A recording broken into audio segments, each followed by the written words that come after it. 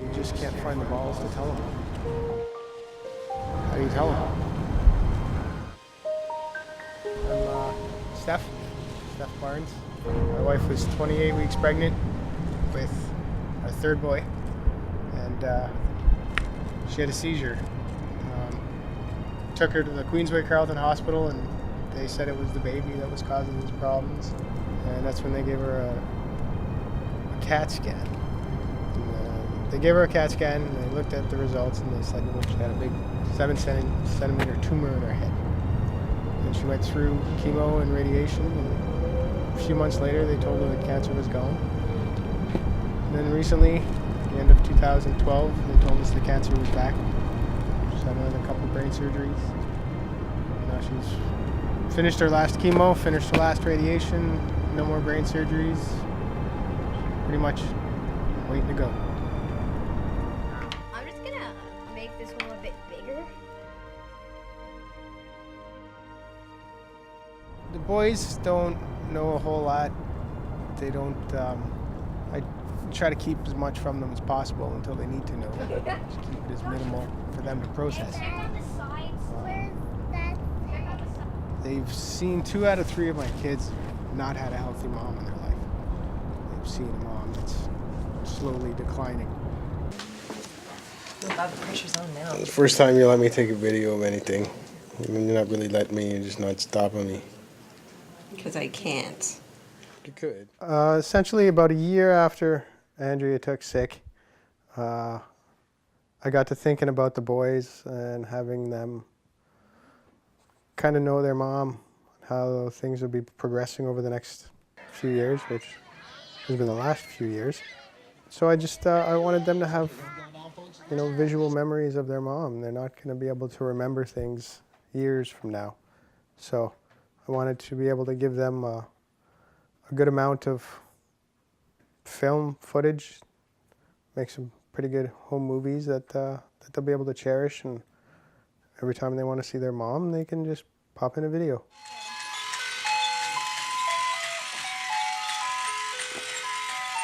I remember making something like these.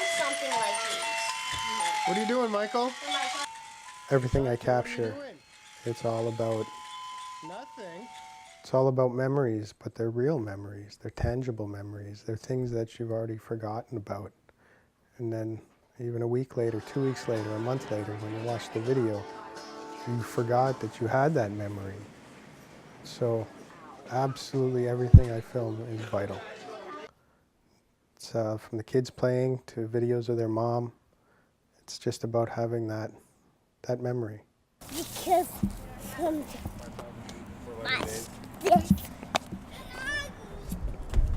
Michael, Jonathan, Billy. Telling Joshua is the single most hardest thing I've ever had to do in my life. I did a lot of research, I talked to a lot of professionals, and I took pieces of information from each of them and put it into a nice little speech that I practiced. And then when the time came, the speech went out the window.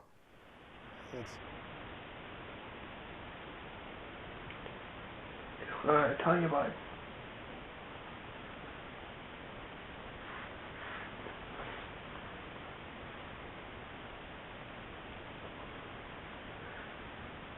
Mommy's dying. What?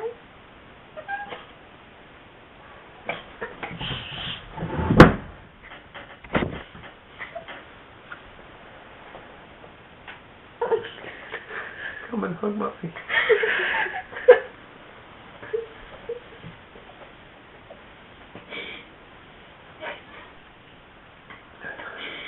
Mommy's been sick for the past few years, bud. She's not getting better.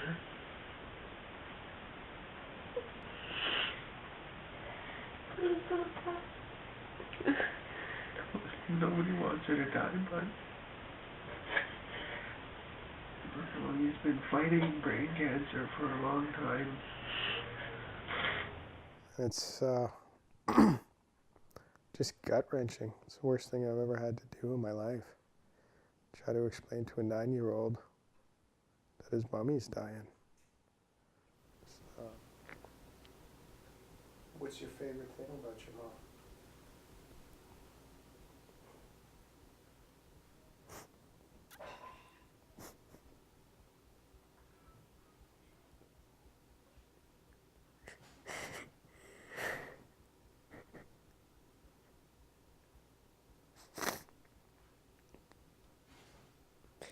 My favorite thing about her is her being alive at the moment.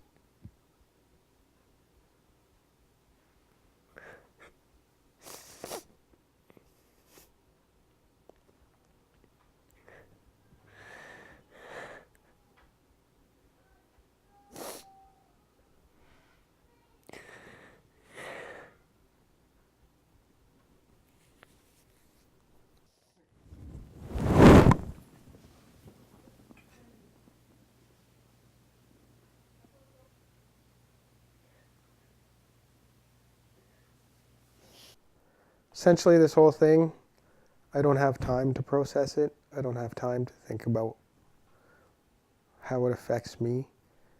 As of right now, there's a list of things that have to be done and accomplished and people that need to be cared for.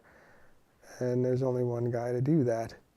So priority right now is taking care of the family, making sure that everyone's okay, and I have to be a rock. You know, it's yeah, it's therapeutic if I sit and I cry with the boys, but it also doesn't give them comfort if daddy's sitting and crying every day with them, because then they lose faith in daddy and lose faith in how he's dealing with things. The fact that they come home every day and I have smiles for them and everything's positive gives them the strength to move forward. I get asked all the time how I'm doing, and I don't know. The best way I can answer that question is that if you take a paper bag and you fill it up with dog crap and you let it sit there, and that describes pretty much how I feel. Sooner or later, that crap is going to rip through that bag. The question is whether it's going to be sooner or later. When it rips through, though, it's going to make a mess. Oh God, it's going to make a mess.